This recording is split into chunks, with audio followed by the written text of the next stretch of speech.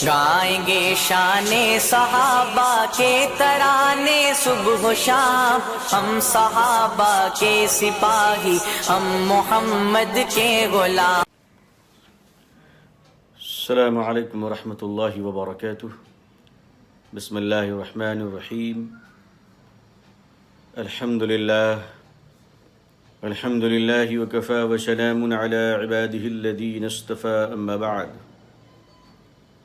الحمد للہ رب العالمین والعاقبۃ للمتقین، والصلاة علی رسولہ محمد وعلی آلہ واصحابہ اجمعین۔ رب اشرح لي صدري ويسر لي أمري واحلل عقدة من لساني يفقهوا قولي، رب يسر ولا تعسر وتمم بالخير، رب زدني علما، رب زدني علما، اللهم رب زدني علما وألحقني بالصالحين۔ فأعوذ بالله من الشيطان الرجيم، بسم اللہ الرحمن الرحیم۔ ربنا وابعث فیہم رسولا منہم یتلو علیہم آیاتک ویعلمہم الکتاب والحکمہ ویزکیہم انک انت العزیز الحکیم۔ صدق اللہ العظیم وصدق رسولہ النبی الأمی الکریم۔ اللهم صل على سيدنا محمد وعطرته بعدد كل معلوم لك۔ اللهم صل على سيدنا محمد عبدك ورسولك وعلى المؤمنين والمؤمنات والمسلمين والمسلمات۔ حضرات علماء کرام، بزرگان محترم، نوجوانان اسلام، عزیزان گرامی، پردہ نشین خواتین امت اسلامیہ، دنیا کی تاریخ میں اللہ کی زمین پر کوئی ایسا شخص آج تک پیدا نہیں ہوا سوائے محمد رسول اللہ صلی اللہ علیہ وسلم کے، کہ جن کی زندگی کہ افعال، اقوال اور اعمال سینہ بسینہ محفوظ ہو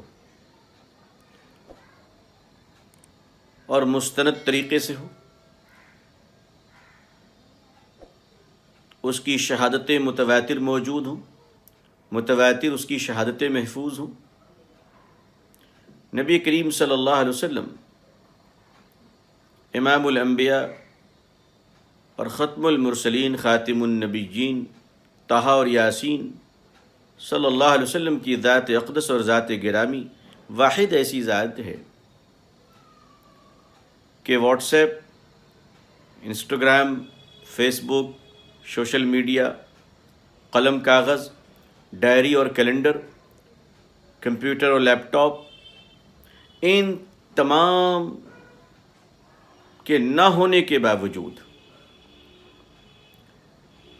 اور تاریخیں جمع کرنے کی روایت اور عادت اور لوگوں کے احوال اور سوانے لکھے جانے کا مزاج، یہ سب نہ ہونے کے باوجود اس کائنات میں اگر کسی کی پیدائش سے پہلے کے حالات سے لے کر پیدائش کے بعد کے حالات، بچپن کے حالات اور بچپن جن علاقوں میں گزرا وہاں کے حالات، قبیلہ بنو سعد کے حالات، مکے کی وادیوں کے حالات، پھر جوانی کے حالات، پھر تجارت کے احوال بحیثیت تاجر، اور پھر ساتھ میں چلنے والے غلام اور غلام کے ذریعے سے میسرہ کے ذریعے سے بیان کردہ حالات، دمشق اور عراق اور شہر موصل اور ملک شام کے خریداروں کی طرف سے بیان کیے جانے والے حالات، اور پھر جوانی کے ایام میں پھر نکاح ہونے کے احوال، ام المؤمنین حضرت خدیجۃ الکبریٰ رضی اللہ تعالی عنہ کے متاثر ہونے کی وجوہات،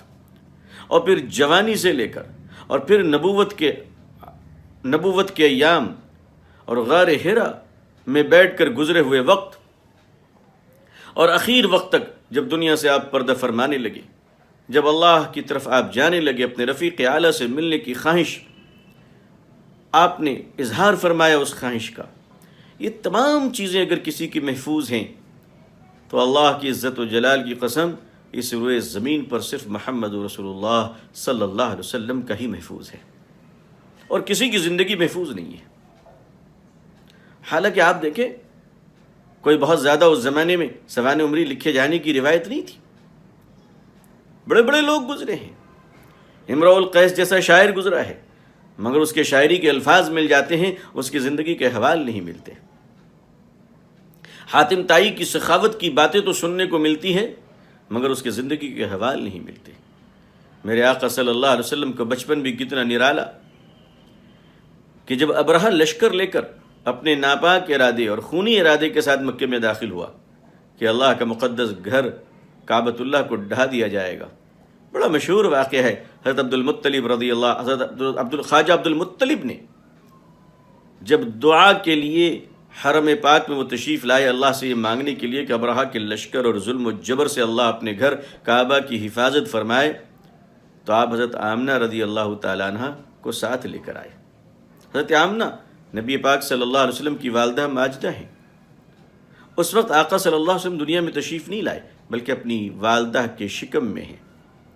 حضرت عبد المطلب اپنی بہو کو لے کر آتے ہیں اور اللہ سے فریاد کرتے ہیں کہ اے اللہ ہم بڑے کمزور ہیں، تو اپنے گھر کی حفاظت فرما ابرہہ کے لشکر اور اس کے ظلم اور اس کے ہاتھیوں سے، اس کے سپاہیوں سے۔ تو حضرت آمنہ آمین کہہ رہی تھی۔ یہ نبی پاک صلی اللہ علیہ وسلم کا معجزہ تھا کہ آپ صلی اللہ علیہ وسلم اپنی ماں کے شکم میں ہیں، مگر ظاہر ہے کہ آمین کے الفاظ میں شدت تو میرے نبی کی رہی ہوگی صلی اللہ علیہ وسلم۔ آقا صلی اللہ علیہ وسلم کے بعثت مبارک کے 3500 سال پہلے حضرت ابراہیم علیہ السلام اس شہر میں تشریف لائے جسے مکہ کہا جاتا ہے۔ ظاہر ہے وہ بیابان تھا، ایک عورت سے اللہ نے اس شہر کو آباد کیا، حضرت ہاجرہ رضی اللہ تعالیٰ عنہ۔ ایک ماں اور بیٹے سے اللہ نے اس شہر کو آباد کیا، اور بیٹا وہ شیرخوار حضرت اسماعیل علیہ السلام۔ لیکن ایک وقت آتا ہے جب اللہ تعالیٰ نے فرمایا ابراہیم میرے گھر کی تعمیر کرو، اور حضرت ابراہیم علیہ السلام نے کعبۃ اللہ کی تعمیر شروع کی۔ معمار آپ تھے، مزدور بیٹا حضرت اسماعیل علیہ السلام تھے۔ تو جب کعبہ کی تعمیر مکمل ہو گئی تو اللہ تعالیٰ نے حضرت ابراہیم علیہ السلام سے فرمایا ابراہیم مانگو، غیر مشروط جملہ تھا، مانگو، تم نے کام مکمل کیا ہے، میں تم سے خوش ہوں، جو تم مانگو گے وہ میں تمہیں عطا کروں گا۔ حضرت ابراہیم علیہ السلام نے جو اللہ سے مانگا تھا وہی تو تھا، ربنا وابعث فیہم رسولا منہم یتلو علیہم آیاتک ویعلمہم الکتاب والحکمہ ویزکیہم انک انت العزیز الحکیم۔ اے اللہ یہ شہر تو نے آباد کیا، یہاں تیرا گھر بن گیا، اب تو اس آخری نبی کو، میں مفہوم بیان کر رہا ہوں ترجمے کا، اب تو اس آخری نبی کو میری اولاد میں پیدا فرما، اسی شہر میں پیدا فرما، تاکہ وہ اس شہر کو آباد کرے، تیری باتیں لوگوں کو بتائیں، تیری کتابیں پڑھ کر لوگوں کو سنائیں اور لوگوں کو پاک کرے۔ آپ کی ولادت کے 3500 سال پہلے یہ دعا مانگی گئی، اور اس دعا کا منبع و مصداق اور مظہر نبی کریم صلی اللہ علیہ وسلم کی ذات اقدس ہے۔ اللہ تعالیٰ نے اپنے حبیب صلی اللہ علیہ وسلم کو جامع المتکلمین بنایا، جامع الصفات بنایا، آپ کی خوبیاں بھی جامع، آپ کے کلام بھی جامع، اس لیے کہ آپ پر نبوت، شریعت، دین اور اللہ کا کلام سب مکمل کیا جا چکا ہے۔ دنیا کی تاریخ میں بہت سارے ایسے مصنفین گزرے ہیں، بہت سارے ایسے آتھر اور رائٹر گزرے ہیں جو مسلمان نہ ہوتے ہوئے بھی نبی کریم صلی اللہ علیہ وسلم کی ذات اور سیرت پر بڑی ایمانداری سے قلم اٹھایا ہے۔ ان کی موت کس پر ہوئی ہے وہ اللہ بہتر جانے۔ بہت سارے لوگوں کو اللہ تعالیٰ اپنے فضل و کرم سے اخیر وقت میں بھی ایمان نصیب فرماتے ہیں۔ ہمیں حسن ظن رکھنا چاہیے، لیکن ہم دعویٰ نہیں کر سکتے کسی کے متعلق جن کا ایمان ظاہر نہ ہو۔ بڑے بڑے آتھر گزرے ہیں، ایک رائٹر گزرا ہے ایچ مائیکل ہارٹ، جس نے 28 سال تک محنت کی دنیا کے 100 بڑے انسانوں پر کتاب لکھنے کے لیے اور دنیا کے 100 بڑے انسانوں کی زندگیوں کو جمع کرنے کے لیے۔ ایچ مائیکل ہارٹ نے 28 سال کی کڑی مشقت، محنت، تحقیق و جستجو، ظاہر ہے کہ وہ اس طرح کتاب نہیں لکھتے تھے۔ آج کل تو لوگوں کو بس ایک شوق چل پڑا ہے، تحقیق سے بہت کم تعلق ہوتا ہے، اسی لیے مضامین پڑھنے کا اور مطالعہ کرنے کا ذوق کم ہوتا جا رہا ہے۔ اس کی وجہ یہ کہ لکھنے والے تحقیق نہیں کر رہے ہیں، لکھنے والے محنت نہیں کر رہے۔ آپ سوچئے کہ دی 100 کو لکھنے میں 28 سال لگے تھے ایچ مائیکل ہارٹ کو، 28 سال۔ دنیا کے 100 بڑے انسان، اب تو یہ کتاب بہت ساری مقامی زبانوں میں بھی دنیا میں شائع ہو چکی ہیں، لیکن اصل یہ کتاب انگریزی میں لکھی گئی۔ جب یہ کتاب لکھی گئی تو انہوں نے دنیا کے 100 بڑے انسانوں پر مسلمان نہ ہوتے ہوئے بھی سب سے پہلا انسان اور دنیا کا سب سے بڑا انسان اپنی کتاب میں جس شخص کو قرار دیا تھا وہ ہمارے اور آپ کے پیارے آقا، اللہ کے آخری نبی حضرت محمد رسول اللہ صلی اللہ علیہ وسلم کی ذات اقدس بابرکت ہے۔ اس کتاب کے اجرا میں ایچ مائیکل ہارٹ نے ایک پروگرام کیا تھا، اور سیمینار میں وہ یہ بتانا چاہ رہا تھا کہ میں نے نبی کریم صلی اللہ علیہ وسلم کو یہ پہلا مقام کیوں دیا، اور اس نے بہت واضح لفظوں میں انہوں نے ایچ مائیکل ہارٹ نے اس کی وضاحت کی اور عرض کیا کہ لوگوں، میں نے بچپن دیکھا، محمد صلی اللہ علیہ وسلم سے بہتر پاکیزہ بچپن کسی کا نہیں پایا۔ میں نے جوانی دیکھی، حضور صلی اللہ علیہ وسلم سے زیادہ پاک بازی کسی اور کی جوانی میں مجھے دیکھنے کو نہیں ملی۔ وہ کہتا ہے میں نے بحیثیت تاجر محمد کو دیکھا صلی اللہ علیہ وسلم، بحیثیت مجاہد محمد کو دیکھا صلی اللہ علیہ وسلم، بحیثیت سپہ سالار محمد رسول اللہ صلی اللہ علیہ وسلم کو دیکھا، بحیثیت نبی، بحیثیت امام، بحیثیت امت کے آقا، غلاموں کے آقا، بیٹی کے باپ، بیویوں کے شوہر، ہر حیثیت میں محمد رسول اللہ صلی اللہ علیہ وسلم کو جب دیکھتا ہوں تو خدا کی قسم اس زمین پر محمد سے افضل مجھے کوئی دوسرا نظر نہیں آتا صلی اللہ علیہ وسلم، صلی اللہ علیہ وسلم۔ دنیا کے بہت سارے مصنفین نے، اور یہی وجہ ہے کہ جب سے نبی پاک صلی اللہ علیہ وسلم کی بعثت مبارکہ ہوئی ہے، حضرت ہشام رضی اللہ تعالیٰ عنہ سے لے کر شاعر اسلام آج تک جو شعراء کرام گزر رہے ہیں اس دنیا میں، آپ دیکھیے، میں سمجھتا ہوں کروڑوں شعراء کرام نے نعتیں لکھی ہیں اور لکھیں گے انشاءاللہ۔ کمال ہے، کمال ہے۔ میرے آقا صلی اللہ علیہ وسلم کی ذات گرامی ایسی کہ اگر زلف پر نعتیں لکھی جا رہی ہیں تو کروڑوں لکھی گئیں، ابھی بھی لوگ بات مکمل نہیں کر سکے۔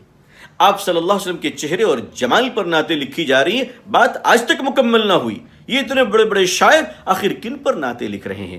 حضور صلی اللہ علیہ وسلم کی صفات لکھتے لکھتے شعراء کرام لاکھوں گزر چکے ہیں، لاکھوں گزریں گے، مگر اللہ اکبر، اگر کسی کی تعریف اور مدح اور فضیلت اور ان کی پاک بازی اگر کوئی بیان مکمل نہ کر سکا تو وہ ذات نبی اکرم صلی اللہ علیہ وسلم کی ہے۔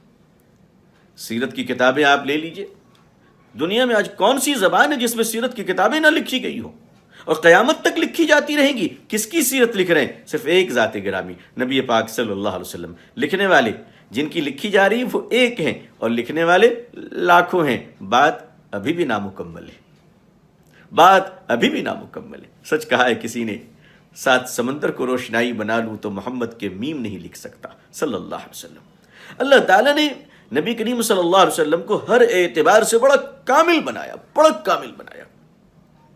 یہی وجہ ہے آپ آخری نبی ہیں صلی اللہ علیہ وسلم۔ دوسرا کوئی مد مقابل ہم نہ کسی کی دلیل پوچھتے، نہ کسی کو مانتے، نہ کسی کو جانتے۔ حضور صلی اللہ علیہ وسلم بلا دلیل اللہ کے آخری رسول ہیں۔ دلیل تو کروڑوں ہیں، ہزاروں ہیں، لاکھوں ہیں، لیکن ہم تو بلا دلیل تسلیم کرتے ہیں نبی کریم صلی اللہ علیہ وسلم کو۔ اللہ تعالیٰ نے جو عظمت، جو رفعت عطا فرمائی، وہ رفعت بھی بڑی پیاری، بڑی نرالی۔ ایک تو آپ کی وہ ذات اقدس جو صحابہ نے دیکھا، جو صحابہ نے محسوس کیا۔ آپ اندازہ کریں کہ بعض صحابہ ایسے بھی گزرے ہیں جو 24 گھنٹہ نبی کریم صلی اللہ علیہ وسلم، 24 گھنٹے آقا صلی اللہ علیہ وسلم کی صحبت میں رہنے کے باوجود پیارے نبی صلی اللہ علیہ وسلم کو آنکھ بھر کر دیکھ نہیں پاتے تھے۔ یہ نور، یہ جمال، یہ روب۔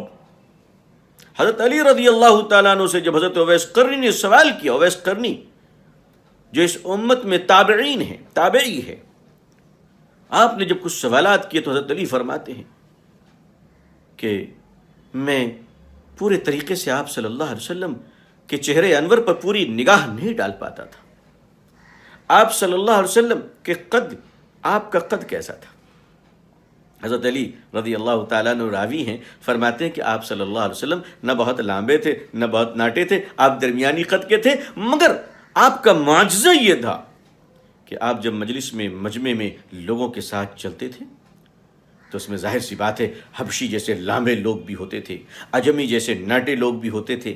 حضرت علی فرماتے ہیں کہ جتنے بھی لامبے سے لامبے لوگ حضور صلی اللہ علیہ وسلم کے ساتھ چلتے، نبی کریم صلی اللہ علیہ وسلم کا قد سب سے اونچا نظر آتا۔ اللہ اکبر! حالانکہ آپ درمیانی قد کے تھے، مگر نبی کریم صلی اللہ علیہ وسلم کے قد سے اوپر کسی کا قد ہو نہیں پاتا۔ حضرت ابوبکر صدیق رضی اللہ تعالیٰ عنہ، حضرت عمر رضی اللہ تعالیٰ عنہ لامبے اور مشہور لامبے ہیں، حضرت علی رضی اللہ تعالیٰ عنہ ناٹے قد کے تھے، اسی لیے مشہور واقعہ ہے نا، ایک طرف حضرت ابوبکر تھے، ایک طرف حضرت عمر تھے رضی اللہ تعالیٰ عنہ، درمیان میں حضرت علی رضی اللہ تعالیٰ عنہ چلے جا رہے تھے۔ حضرت عمر رضی اللہ تعالیٰ عنہ نے مزاح فرمایا، مذاق کیا اور فرمایا، انظر یا ابابک انظر الینا، یا ابابک انظر الینا، علی بیننا کنون فی اللنا۔ بڑا مشہور مذاق ہے۔ تو آپ دونوں لامبے تھے اور حضرت علی ناٹے قد کے تھے۔ نبی کریم صلی اللہ علیہ وسلم جن کے ساتھ بھی، آپ کے ساتھ جو بھی چلا کرتا تھا، حضور کے قد سے اوپر کسی کا قد نہیں ہوتا تھا۔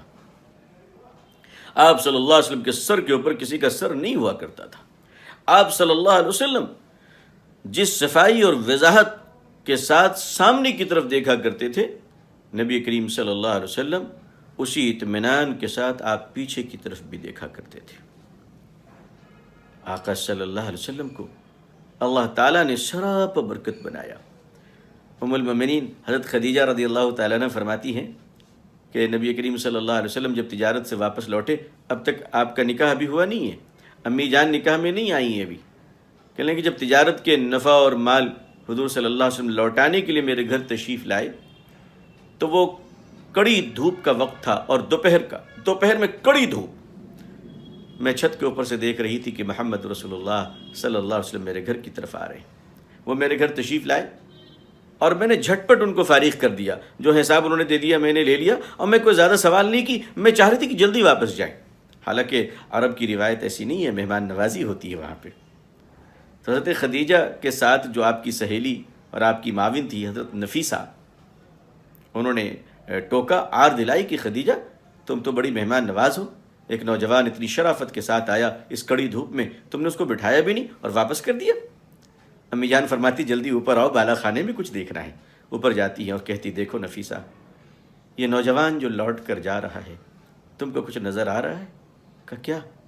کہا نفیسہ، اتنی کڑی دھوپ میں بھی محمد صلی اللہ علیہ وسلم جن راستوں سے جا رہے ہیں، مستقل ایک ابر سایہ بن کر ان کے سر پر جا رہا ہے۔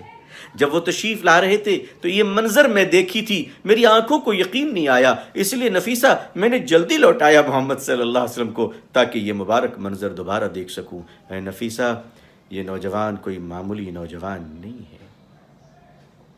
لیکن ایک وقت آیا آج نہ حضرت خدیجہ فرماتی کہ میری آنکھوں کو یقین نہیں آ رہا ہے، لیکن جب امی جان خدیجہ رضی اللہ تعالیٰ عنہ نکاح میں آ گئیں تو آپ بہت رویا کرتی تھیں۔ آقا صلی اللہ علیہ وسلم نے ایک بار دریافت کیا، خدیجہ تم اتنا روتی کیوں ہو؟ تو فرمانے لگی کہ میرے جو پہلے شوہر سے اولادیں تھیں جو بچپن میں انتقال کر گئیں، مجھے ان اولادوں کی یاد آتی ہے، بچوں کی یاد آتی ہے تو رونے لگتی ہوں۔ آقا صلی اللہ علیہ وسلم نے فرمایا خدیجہ اگر تم کہو تو میں اللہ سے دعا کر دوں اور اللہ جنت کے دروازے کھول دیں اور زمین پر بیٹھ کر جنت میں تم اپنے بچوں کی زیارت کر لو۔ پتہ ہے کیا جواب دیا امی جان نے؟ ام المؤمنین اول المسلمین حضرت سیدہ خدیجہ رضی اللہ تعالیٰ عنہ فرماتی نہیں، اب مجھے نہیں دیکھنا ہے۔ مکے کی عورتوں نے کہا اتنی اچھی پیشکش، اتنا پیارا آفر ٹھکرایا جاتا ہے، اے خدیجہ تم دیکھتی کیوں نہیں ہو؟ تو حضرت خدیجہ رضی اللہ تعالیٰ عنہ فرماتی ہیں اب اس لیے دیکھنا نہیں چاہتی ہوں کہ اب خدیجہ اپنی آنکھوں پہ یقین نہیں، اپنے محمد صلی اللہ علیہ وسلم کی زبان پہ یقین کرنا چاہتی ہے۔ مجھے قول مصطفیٰ پہ یقین ہے صلی اللہ علیہ وسلم کہ آقا نے فرما دیا ہے تو میرے بچے یقیناً جنت میں ہوں گے اور جنت ہی میں ہوں گے۔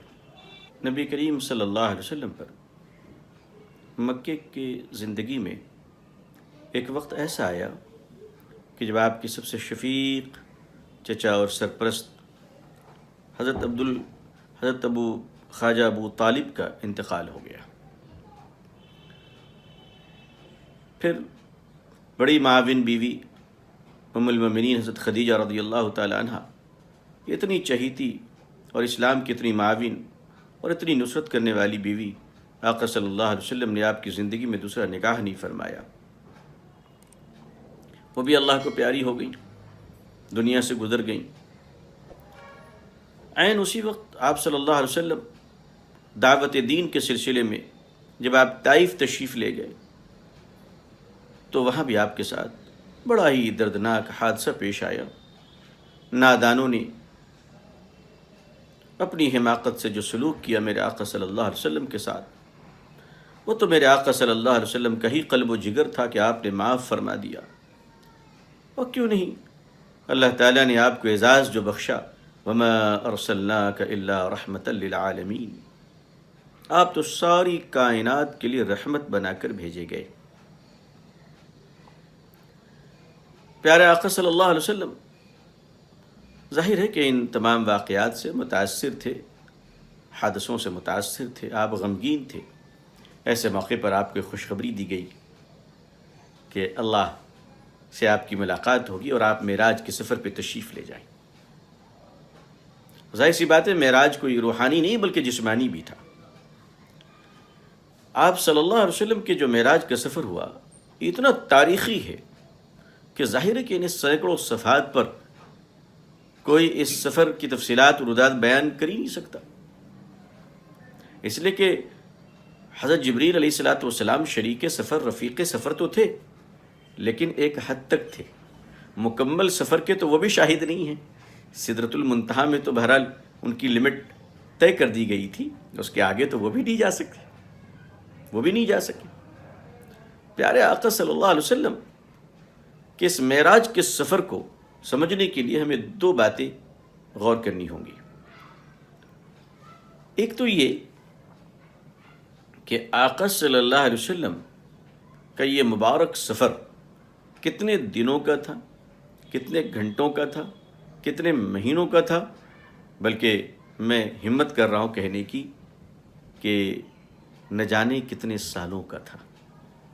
یہ اللہ اور اللہ کے پیارے نبی صلی اللہ علیہ وسلم کے علاوہ کسی کو اندازہ نہیں اور پتہ بھی نہیں۔ کہنے کو لوگ کہتے ہیں آقا صلی اللہ علیہ وسلم جب بستر مبارک سے اٹھے تو وہ حرارت اور حدت باقی تھی اور کنڈلی ہل رہی تھی، مگر اب آئیے کہ اللہ رب العالمین ہے اور مصطفیٰ رحمت للعالمین ہے، تو اللہ جتنی کائنات کا رب ہے مصطفیٰ اتنی ہی کائنات کی رحمت ہے صلی اللہ علیہ وسلم۔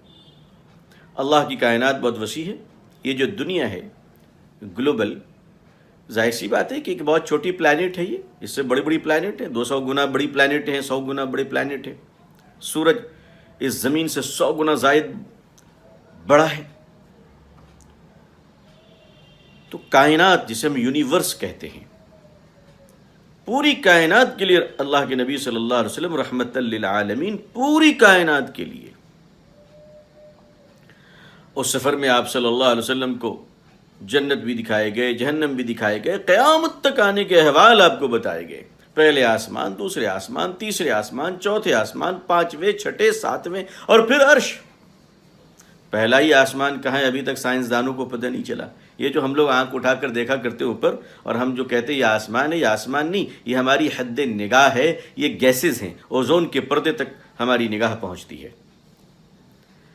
پھر اس کے بعد ہماری یہ جو دنیا ہے یہ ایک کہکشاں ہے جسے ہم گیلیکسی کہتے ہیں، ایک کہکشاں، اور آپ غور فرمائیں کہ کہکشاں اربوں ہیں، اربوں، یعنی 1 ارب کہتے ہیں 100 کروڑ کو، اربوں کا لفظ استعمال کر رہا ہوں، یعنی کھڑب۔ اب ایک کہکشاں، ایک گیلیکسی، اس کی لمبائی کتنی ہے؟ ہمارے سائنسداں ہمیں یہ بتاتے ہیں کہ اگر ایک کہکشاں گیلیکسی کے ایک کنارے سے دوسرے کنارے جانا چاہیں گے تو کتنا وقت لگے گا؟ تو وقت اور مدت طے کرنے کے لیے پہلے سواری طے کر لیں کہ سواری کون سی ہے تاکہ اس کی رفتار طے ہو۔ اب آدمی سائیکل سے جائے تو ظاہر ہے کہ اس کی رفتار موٹر سائیکل سے کم ہوگی. ایک آدمی ہوائی جہاز سے جائے، ظاہر ہے اس کی رفتار دیگر گاڑیوں سے کم ہوں گی. تو سائنسداں یہ فرماتے ہیں کہ کوئی ایسی سواری متعین کی جائے جو ناممکن ہے، نہ بنی ہے اور نہ بن پائے گی، جس کی رفتار روشنی کی رفتار ہو، یعنی اسپیڈ آف لائٹ. روشنی کی رفتار کہتے ہیں 1 سیکنڈ میں 1,86,000 میل کی رفتار سے جو گاڑی چل سکے،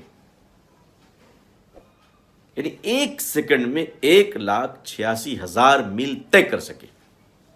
میل کی بات کرو، کلومیٹر نہیں. کلومیٹر 1.6 کلومیٹر کی 1 میل ہوا کرتی ہے.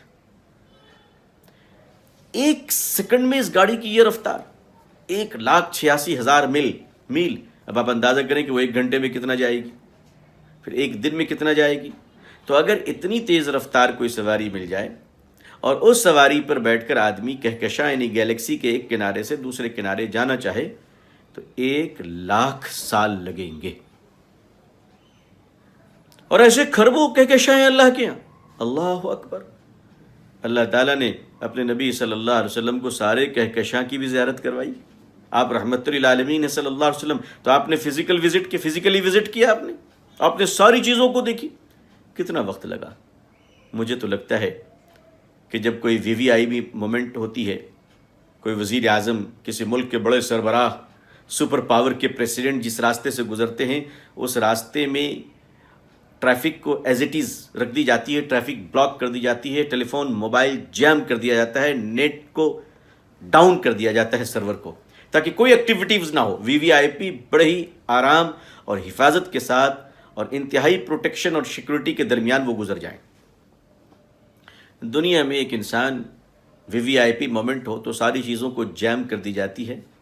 میرا اپنا خیال ہے کہ پیارے آقا صلی اللہ علیہ وسلم کہ جب یہ مبارک اور عظیم سفر ہو رہا تھا تو شاید اس کائنات کو ایز اٹ از کنڈیشن میں رکھا گیا ہوگا کہ جو جہاں ہے وہیں ٹھہر جائے. جو بچہ ہے وہ بچہ ہی رہا، جو جوان تھا وہ جوان ہے، جو ماں کے پیٹ میں تھا وہ وہیں رہا. جو جہاں تھا اسے تو لگے کہ لمحے ہیں، مگر سچ یہ ہے کہ صدیاں گزر گئی تھی. بس یہ راز اللہ اور اللہ کے پیارے نبی صلی اللہ علیہ وسلم جانتے ہیں. ہم اللہ کا شکر ادا کرتے ہیں کہ اللہ نے ہم چھوٹے لوگوں کو، ہم کمزور لوگوں کو اپنے محبوب صلی اللہ علیہ وسلم کی امت بنایا. اور اللہ نے بے شک امت بنا کر جو اعزاز عطا فرمایا ہے، ہم اس کا شکر کبھی ادا نہیں کر سکتے. ہمیں اللہ توفیق دیں کہ اللہ تعالی ہمیں اپنی نعمتوں کے شکر ادا کرنے کی بھی توفیق عطا فرمائے، اور اللہ تعالیٰ اپنی محبت اور اپنی معرفت اور اپنے محبوب بندوں کی محبت بھی ہم سب کو نصیب فرمائے. دعا کرتا ہوں کہ اللہ تبارک و تعالی ہم سب کو پوری دنیا میں اسلام کی عزت دیکھنا نصیب فرمائے. اقوام عالم اور اہل ہندوستان کے دلوں میں اسلام اور مسلمانوں کے لیے جذبہ محبت و احترام پیدا فرمائے. اللہ ہمیں اور آپ کو اور پوری امت مسلمہ کو صحت، عافیت، سلامتی، خیر اور خوشحالی اور تندرستی کے ساتھ اسلام پہ زندگی، ایمان پر خاتمہ نصیب فرمائے. شریعت و سنت پر چلنا اللہ ہم سب کے لیے آسان فرمائے. آمین یا رب العالمین. آپ حضرات سے بھی دعاؤں کی درخواست ہے. والسلام علیکم ورحمۃ اللہ وبرکاتہ. آخر دعوانا الحمدللہ رب العالمین. محمد کے پیاروں سے ہے پیار ہم کو، یہ کل بھی کہا تھا، یہ اب بھی کہیں گے.